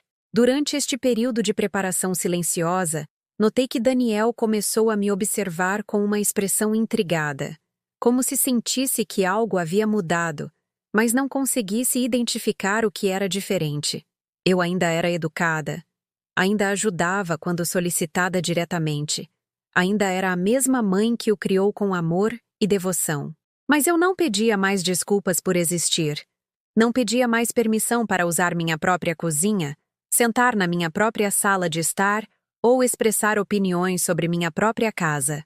Respondia a perguntas quando questionada, mas não oferecia informações sobre minhas atividades ou planos. Quando Laura reclamou do barulho que eu fazia de manhã cedo, reconheci sua preocupação com simpatia compreensiva, mas não fiz promessas de mudar minha rotina para acomodar suas preferências. Quando Daniel sugeriu que eu poderia ficar mais confortável jantando no meu quarto enquanto eles recebiam os pais de Laura, recusei educadamente e continuei a pôr um lugar para mim em minha própria mesa de jantar. "Está tudo bem, mãe?" Daniel perguntou uma noite, sua voz carregando uma nota de preocupação que parecia genuína. "Você parece diferente ultimamente." "Diferente como?" Perguntei genuinamente curiosa sobre sua percepção. "Não sei, mas distante talvez? Como se você estivesse pensando em algo o tempo todo." Eu estava pensando em algo o tempo todo. Estava pensando em dignidade e respeito, e na diferença entre ser amada e ser tolerada. Estava pensando em direitos de propriedade e opções legais, e na coragem necessária para impor limites a pessoas de quem você gosta. Mas eu não estava pronta para compartilhar esses pensamentos ainda. "Estou bem, Daniel," eu disse calmamente, só resolvendo algumas coisas. "Que tipo de coisas?" "Coisas pessoais. Nada para você se preocupar." Foi talvez a primeira vez em sua vida adulta que me recusei a explicar meu mundo interior para ele. A primeira vez que reivindiquei privacidade sobre meus próprios pensamentos e decisões. Ele pareceu desconcertado com o limite, como se estivesse acostumado ao acesso total à minha vida emocional e achasse minha nova reserva perturbadora. 2 semanas depois, recebi uma ligação que mudou tudo. Era o doutor Matos, informando que a notificação anual do IPTU havia chegado e, como proprietária, eu precisava revisar e assinar os documentos. Mas, mais importante, ele mencionou que a prefeitura exigia que todos os proprietários atualizassem suas informações cadastrais anualmente. E o formulário deste ano incluía novas perguntas sobre ocupação e renda de aluguel que precisavam ser respondidas com precisão para fins fiscais. "Se a senhora tem outros adultos morando em sua casa," ele explicou, "precisará determinar se eles devem ser classificados como convidados da família ou inquilinos, porque isso afeta suas obrigações fiscais e responsabilidades legais. Convidados da família ou inquilinos." A distinção que em breve definiria tudo sobre meu relacionamento com Daniel e Laura, sobre o direito deles de ocupar minha casa, sobre minha autoridade para estabelecer regras e expectativas para a residência deles. Marquei uma consulta para revisar a papelada pessoalmente, e pela primeira vez em meses, senti algo que quase havia esquecido: antecipação. Não a esperança desesperada de que os outros se lembrassem de me tratar com gentileza, mas a confiança silenciosa de alguém que estava prestes a retomar o controle de sua própria vida. O momento chegou em uma manhã de terça-feira, em novembro. exatamente 3 meses depois de eu ter me mudado para o quarto de hóspedes e 6 semanas depois de ter iniciado minha campanha silenciosa para recuperar minha própria vida. Eu havia retornado da minha consulta com o Dr. Matos, armada com documentos legais que esclareciam minha posição além de qualquer dúvida possível, e encontrei Daniel e Laura na cozinha discutindo planos que teriam sido divertidos se não fossem tão presunçosos. O empreiteiro disse que pode começar a reforma do porão no mês que vem, dizia Daniel, espalhando as plantas sobre a bancada que eu limpei milhares de vezes ao longo dos anos. Assim que transformarmos o antigo escritório do pai em um espaço de trabalho adequado, posso começar a trabalhar mais de casa, especialmente depois que o bebê chegar. Laura examinava amostras de tinta, sua expressão brilhante com a excitação de alguém planejando melhorias em uma propriedade que ela supunha ter acesso ilimitado para modificar. Adorei este cinza para a parede de destaque, e as prateleiras embutidas vão te dar muito espaço de armazenamento. Vai ficar perfeito. Eles estavam discutindo uma reforma que custaria milhares de reais. Exigiria alvarás, envolveria empreiteiros trabalhando em meu porão por semanas e alteraria permanentemente a estrutura da minha casa. E estavam planejando isso sem meu conhecimento, consentimento ou contribuição financeira, como se meu papel fosse simplesmente fornecer o espaço enquanto eles tomavam todas as decisões sobre como ele deveria ser usado. Parei na porta, segurando a pasta que o Dr. Matos havia preparado para mim, observando-os planejar meu futuro com a confiança casual de pessoas que nunca duvidaram de seu direito de tomar tais decisões. Por meses, eu me senti magoada pela exclusão das conversas familiares. Agora eu percebia que a exclusão deles havia sido um presente, revelando exatamente o que eles pensavam do meu lugar em minha própria casa. Bom dia, eu disse agradavelmente, caminhando até a cafeteira como fazia todos os dias. Bom dia, mãe, respondeu Daniel distraidamente, ainda focado em suas plantas. Laura e eu estávamos vendo alguns planos para modernizar o porão. Tem sido um espaço desperdiçado por muito tempo. Espaço desperdiçado. A oficina de Roberto, onde ele construiu prateleiras para a nossa cozinha. Consertou brinquedos quando Daniel era pequeno. Criou o banco de jardim onde ainda me sento nas noites de verão. O espaço onde guardei decorações de Natal, álbuns de fotos, os tesouros acumulados de 30 anos de vida familiar. Desperdiçado, porque não estava gerando renda ou servindo às suas necessidades imediatas. Que interessante, eu disse, servindo meu café lentamente. Com que orçamento vocês estão trabalhando para essa reforma? Daniel e Laura trocaram um olhar, e eu vi a leve tensão que surgia sempre que as conversas tocavam em dinheiro.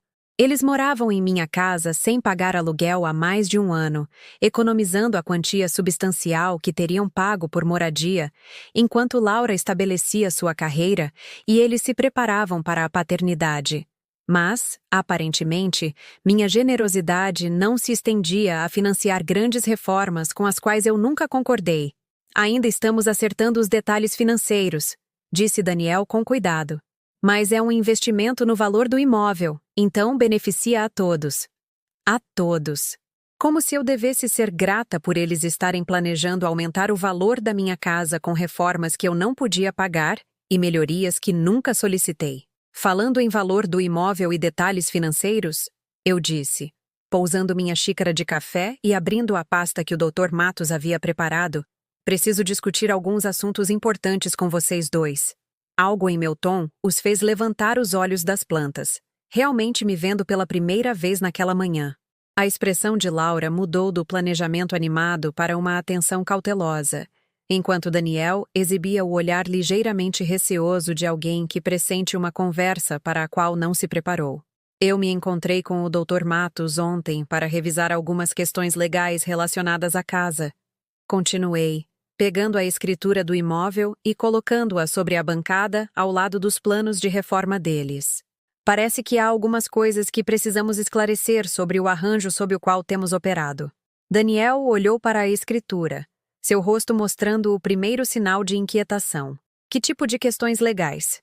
Bem, primeiro, há a questão da classificação de ocupação para fins fiscais.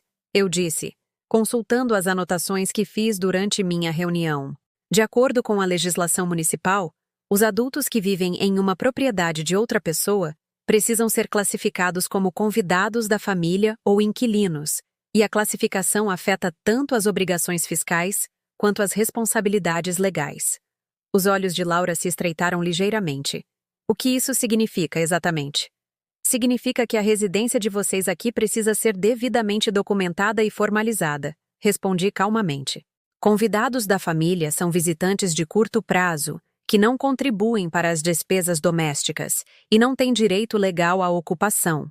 Inquilinos são residentes de longo prazo que pagam aluguel, contribuem para os custos de manutenção e podem estabelecer residência legal protegida pela lei do inquilinato. O silêncio que se seguiu foi pesado, com implicações que nenhum deles parecia ansioso para explorar. Eu podia vê-los processando a informação, começando a entender que o arranjo informal deles poderia ter complexidades legais que nunca haviam considerado. Mãe, o que você está dizendo? Perguntou Daniel, sua voz carregando uma nota de preocupação que não estava lá momentos antes. Estou dizendo que, após analisar a situação com um advogado, determinei que o status atual de vocês como residentes por tempo indeterminado e sem contribuição na minha propriedade cria complicações que precisam ser resolvidas. Eu disse, usando a linguagem precisa que o Dr. Matos me ajudou a preparar. Puxei outro documento, um contrato de aluguel formal que ele havia redigido de acordo com minhas especificações. Se desejam continuar morando aqui como inquilinos, precisarão assinar um contrato de locação que estabeleça termos claros para sua ocupação, incluindo aluguel mensal, despesas domésticas compartilhadas e diretrizes para decisões importantes sobre modificações no imóvel. Laura olhou para o contrato de aluguel como se estivesse escrito em uma língua estrangeira. Aluguel? Você quer que a gente te pague aluguel? Eu quero que tenhamos um arranjo claro e legal que proteja os interesses de todos, respondi. O valor de mercado do aluguel para uma casa deste tamanho neste bairro é de aproximadamente R$ 5.000 por mês, embora eu esteja disposta a oferecer a vocês um desconto familiar de 30%, totalizando um pagamento mensal de R$ 3.500, mais metade das contas de consumo. O número pairou no ar como uma presença física. R$ 3.500 por mês. Mas as contas era provavelmente mais do que eles planejavam gastar com moradia, especialmente com um bebê a caminho e a carreira de Laura ainda em desenvolvimento. Mas também era significativamente menos do que pagariam por uma moradia comparável em outro lugar. E teriam a vantagem de morar em uma casa que já conheciam e supostamente amavam. Isso é um absurdo, disse Laura, sua voz se elevando com a indignação particular de alguém a quem nunca se pediu para pagar por coisas que presumiu serem gratuitas. Nós somos família. O Daniel cresceu nesta casa. Você não pode simplesmente começar a nos cobrar aluguel como se fôssemos estranhos. Não estou tratando vocês como estranhos, eu disse com firmeza. Estou tratando vocês como adultos capazes de contribuir com a casa que ocupam e de seguir os requisitos legais para arranjos residenciais. Daniel lia os termos do contrato, sua expressão tornando-se mais preocupada a cada parágrafo. Mãe, algumas dessas cláusulas diz que precisamos de permissão por escrito para qualquer modificação no imóvel, que somos responsáveis pela manutenção e reparos, que você pode rescindir o contrato com 30 dias de aviso prévio. Termos padrão de locação, confirmei. As mesmas condições que vocês encontrariam em qualquer contrato de aluguel.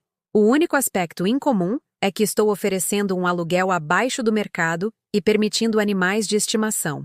Fiz uma pausa, deixando esse último ponto assentar. O Max seria bem-vindo de volta, é claro, já que estaria devidamente documentado como o animal de estimação de um inquilino, em vez de um cachorro da família com status incerto. A menção a Max atingiu Daniel exatamente como eu pretendia. Eles o levaram quando presumiram que poderiam levar qualquer coisa da minha casa sem consequências, mas agora estavam aprendendo que cada posse, cada privilégio, cada conforto que reivindicaram tinha implicações legais que nunca haviam considerado. E se não assinarmos o contrato? Perguntou Laura, embora seu tom sugerisse que ela já suspeitava da resposta. Então vocês seriam classificados como convidados em um comodato verbal, eu disse, consultando minhas anotações novamente. O que significa que sua ocupação poderia ser rescindida com 30 dias de aviso prévio por escrito, e vocês não teriam proteções legais contra mudanças no arranjo. Peguei um último documento da pasta, uma notificação formal que eu esperava não precisar usar, mas que havia preparado de qualquer maneira. Na verdade, já preparei a papelada apropriada para rescindir seu status de comodatários, com efeito a partir de 30 dias de hoje, caso prefiram não entrar em um contrato de aluguel formal. A notificação estava digitada em papel timbrado, devidamente formatada de acordo com os requisitos legais e absolutamente vinculativa sob a lei de propriedade. Daniel a leu 2 vezes, seu rosto empalidecendo ao perceber que eu não estava blefando ou fazendo ameaças vazias. Eu tinha o direito legal de despejá-los e havia tomado as medidas adequadas para exercer esse direito, se necessário. Você não pode estar falando sério, disse Laura. Mas sua voz não tinha convicção. Ela podia ver os documentos oficiais, a formatação legal, a linguagem precisa que indicava que não se tratava de um desabafo emocional, mas de uma ação legal cuidadosamente planejada. Estou falando muito sério, respondi calmamente. Por meses, eu acomodei um arranjo que exigiu que eu abrisse mão do meu conforto, da minha privacidade e da minha autoridade em minha própria casa. Fui tratada como uma convidada em minha própria casa, excluída de decisões sobre minha própria propriedade, e esperava-se que eu fornecesse moradia gratuita, sem contribuir com nada significativo para suas vidas. Daniel começou a protestar, mas levantei a mão para impedi-lo. Não estou interessada em discussões sobre intenções ou sentimentos, continuei. Estou interessada em estabelecer um arranjo legal e respeitoso que reconheça minha propriedade deste imóvel e suas responsabilidades como adultos que escolhem morar aqui. Recolhi os documentos e os devolvi à pasta. Vocês têm até sexta-feira para decidir se querem assinar o contrato ou receber a notificação formal para desocupar o imóvel. Qualquer uma das escolhas é aceitável para mim, mas o arranjo informal atual termina esta semana. A cozinha ficou em silêncio, exceto pelo zumbido da geladeira e o som distante do tráfego na rua. 3 meses atrás, eu ficaria aterrorizada com a ideia da raiva do meu filho, devastada com a possibilidade de eles escolherem sair em vez de aceitar meus termos. Agora, eu sentia apenas a satisfação silenciosa de alguém que havia retomado o controle de sua própria vida, que havia parado de permitir que outras pessoas definissem os termos de sua existência em sua própria casa. Servi-me de uma segunda xícara de café e sentei-me à mesa para ler meu jornal, deixando-os a olhar para seus planos de reforma que agora exigiriam minha permissão por escrito, e sua contribuição financeira se quisessem prosseguir. Pela primeira vez em meses, senti-me como a dona da minha própria casa. Eles escolheram assinar o contrato. A decisão veio na noite de quinta-feira, 2 dias após nossa conversa na cozinha e 1 dia antes do meu prazo. Daniel bateu à minha porta com a cortesia hesitante de alguém que finalmente entendeu que estava se dirigindo à sua locadora, e não apenas à sua mãe. Nós revisamos os termos, disse ele, segurando os documentos assinados com o respeito cuidadoso que as pessoas demonstram a acordos legais vinculativos, e gostaríamos de ficar, se for aceitável para você. Se for aceitável para você. 4 palavras que reconheciam o que deveria ter sido óbvio desde o início. Esta era minha casa, minha decisão, minha autoridade para conceder ou negar. Claro que é aceitável, respondi, pegando o contrato e revisando as assinaturas deles com a mesma atenção que daria a qualquer contrato importante. Fico feliz que tenhamos chegado a um acordo que funciona para todos. O primeiro aluguel foi transferido para minha conta no dia seguinte, R$ 3.500 que representavam mais do que apenas o pagamento pela moradia. Era reconhecimento, validação, respeito traduzido em ação concreta. Pela primeira vez em mais de 1 ano, eu tinha uma renda independente além da minha pensão. Dinheiro que eu poderia gastar sem consultar ninguém ou justificar minhas escolhas. Mais importante, eu tinha o controle sobre meu próprio espaço novamente. As mudanças começaram imediatamente. A presunção casual de que eles poderiam modificar minha casa sem permissão terminou quando o empreiteiro deles me ligou diretamente para discutir a reforma do porão. Ouvi educadamente seus planos e, em seguida, expliquei que precisava de propostas detalhadas, alvarás e minha aprovação por escrito antes que qualquer trabalho pudesse começar em minha propriedade. Além disso, acrescentei, como esta reforma beneficiará os inquilinos e não a proprietária, eles serão responsáveis por todos os custos associados ao projeto. Os hormônios da gravidez de Laura não reagiram bem a essa realidade financeira. Ela aparentemente presumiu que minha recém-descoberta firmeza era temporária, que a culpa materna acabaria por se sobrepor aos limites legais e restauraria seu acesso à moradia gratuita e modificações ilimitadas. Isso é loucura, Ana, disse ela uma manhã, quando me recusei a pagar por eletrodomésticos novos que ela havia selecionado para a reforma da cozinha que agora estava planejando. Nós seremos família para sempre. Estamos esperando seu neto. Esses investimentos beneficiam a todos. Você está absolutamente certa de que seremos família para sempre, respondi calmamente. Mas os relacionamentos familiares não eliminam os relacionamentos comerciais. Vocês são meus inquilinos, além de minha família, e esses papéis têm obrigações e privilégios diferentes. Eu havia aprendido essa linguagem com o Dr. Matos, que me ensinou a separar a manipulação emocional das realidades práticas. O status de família não me obrigava a fornecer moradia gratuita, assim como o status de inquilino não os impedia de serem membros da família amados e bem-vindos. O contrato incluía uma cláusula sobre áreas comuns compartilhadas que se revelou particularmente educativa para Laura. Ela não podia mais reorganizar a sala de estar sem minha aprovação. Não podia redecorar espaços que me pertenciam. Não podia convidar pessoas para usar minha cozinha e sala de jantar como se fossem extensões de seu apartamento particular. Quando sua mãe a visitou por um fim de semana prolongado e fez comentários críticos sobre minhas escolhas de decoração ultrapassadas, expliquei educada, mas firmemente, que minha casa refletia minhas preferências estéticas e que os convidados eram bem-vindos para apreciar a hospitalidade ou procurar acomodações em outro lugar. Como é que é? Disse a mãe de Laura, claramente desacostumada a ser contrariada por alguém que ela havia descartado como empregada. Esta é a minha casa, eu disse simplesmente. Eu a decorei de acordo com o meu gosto, a mantive de acordo com os meus padrões e a abri para minha família, de acordo com a minha generosidade. Sua filha e genro são inquilinos maravilhosos, mas esta nem é a casa deles para ser modificada com base nas preferências de outras pessoas. A conversa que se seguiu foi esclarecedora. A mãe de Laura aparentemente presumiu que Daniel e Laura eram os donos da casa, que eu era uma parente dependente sendo cuidada por obrigação. A descoberta de que eu era a proprietária, que eles me pagavam aluguel, que eu tinha autoridade legal sobre a residência, mudou fundamentalmente sua compreensão da dinâmica familiar. Mais importante, mudou a compreensão de Laura sobre nosso relacionamento.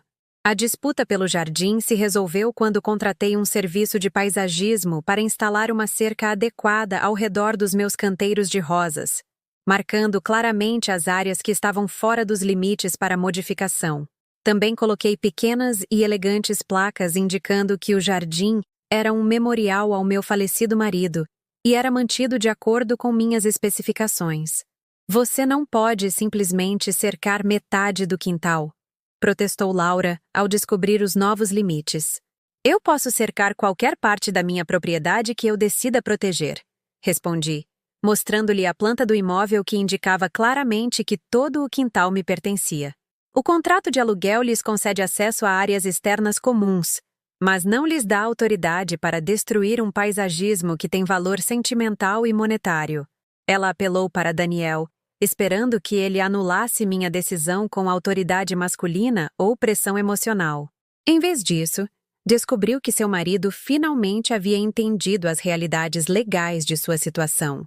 A mamãe está certa, Laura, disse ele baixinho. Somos inquilinos agora. Não podemos simplesmente arrancar o jardim da locadora porque queremos um parquinho. Locadora.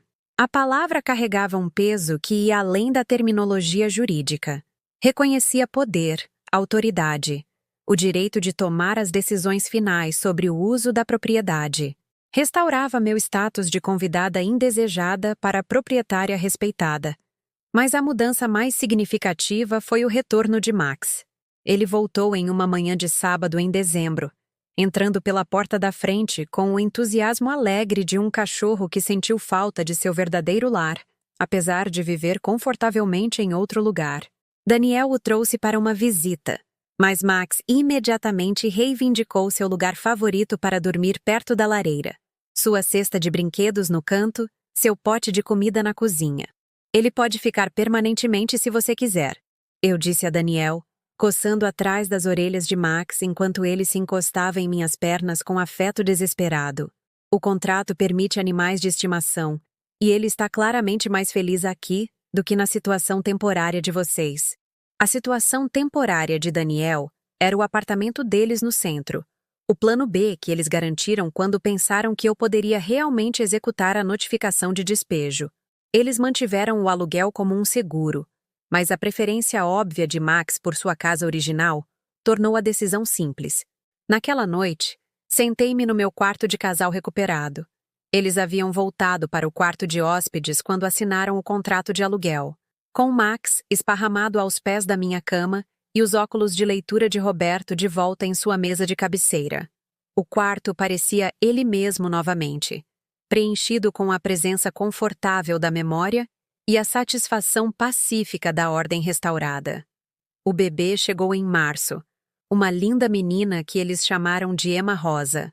O nome do meio foi escolha de Daniel, um reconhecimento silencioso do jardim que eu preservei e da mãe que o ensinou a apreciar a beleza que requer paciência e cuidado para cultivar. Como avó, fui acolhida em suas vidas com entusiasmo genuíno, em vez de tolerância a contragosto. Laura aprendeu que se opor a mim era exaustivo e caro, enquanto me incluir era benéfico de maneiras que ela nunca havia considerado. Eu podia cuidar da neta quando necessário, fornecer a sabedoria da experiência com cuidados infantis, oferecer a estabilidade de alguém que realmente era dona da casa onde eles estavam criando sua filha. Mas, mais importante, ela aprendeu que respeitar minha autoridade não diminuía sua própria felicidade. Ela podia ser uma mãe e esposa maravilhosa, enquanto reconhecia que era uma inquilina em minha casa, em vez de coproprietária de um bem familiar. A reforma do porão prosseguiu naquele verão, financiada inteiramente por Daniel e Laura, concluída de acordo com os planos que eu aprovei, com melhorias que aumentaram o valor da minha propriedade enquanto lhes fornecia o escritório que desejavam. Foi o investimento deles na minha casa, a contribuição deles para um espaço que tinham o privilégio de ocupar. Uma noite, no final do verão, enquanto eu estava sentada em meu jardim observando Emma dar seus primeiros passos vacilantes no gramado entre seus pais, Laura se aproximou de mim com uma expressão que eu nunca tinha visto antes. "Ana", disse ela baixinho, sentando-se no banco ao meu lado. "Eu te devo um pedido de desculpas."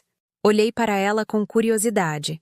Esta mulher que tentou tanto me apagar de minha própria vida, e em vez disso, aprendeu a apreciar o que eu poderia oferecer quando tratada com respeito básico. "Eu nem entendia antes", continuou ela, observando sua filha explorar os canteiros de rosas que se tornaram uma fonte de fascínio em vez de irritação. "Eu achava que você estava atrapalhando. Achei que precisávamos escolher entre o seu passado e o nosso futuro." Ela fez uma pausa, reunindo seus pensamentos com a precisão cuidadosa de quem aprendeu que as palavras têm consequências. "Mas esta casa é melhor, porque você está nela. Emma vai crescer conhecendo a avó, aprendendo com alguém que entende o que significa construir uma vida com amor e paciência. Eu estava errada em pensar que sua presença era algo que tínhamos que suportar, em vez de algo pelo qual deveríamos ser gratas. Era o pedido de desculpas que eu parei de esperar, entregue tarde demais para apagar a dor que ela causou, mas genuíno o suficiente para tornar um relacionamento futuro possível. "Eu agradeço por isso", eu disse simplesmente. "E espero que possamos seguir em frente com uma melhor compreensão do que cada um de nós traz para esta família." À medida que o outono se aproximava e Emma aprendia a dizer "vovó" com a pura alegria que só os netos podem trazer à palavra, Percebi que havia ganhado mais do que apenas o controle sobre minha propriedade e o respeito por minha autoridade. Eu aprendi que o amor sem limites se torna martírio, que a bondade sem dignidade se torna autodestruição, que ser uma boa mãe não requer sacrificar sua identidade ou entregar seus direitos a filhos adultos, que são perfeitamente capazes de criar suas próprias vidas. Mais importante, aprendi que nunca é tarde para lembrar quem você é, o que você possui e o que você merece. Eu fui Ana o tempo todo, proprietária, mulher capaz, merecedora de respeito e consideração. Eu apenas havia esquecido temporariamente, seduzida pela ideia de que me fazer menor de alguma forma tornaria os outros mais felizes. Mas a felicidade construída sobre a diminuição de outra pessoa não é felicidade real. É apenas egoísmo disfarçado de harmonia familiar.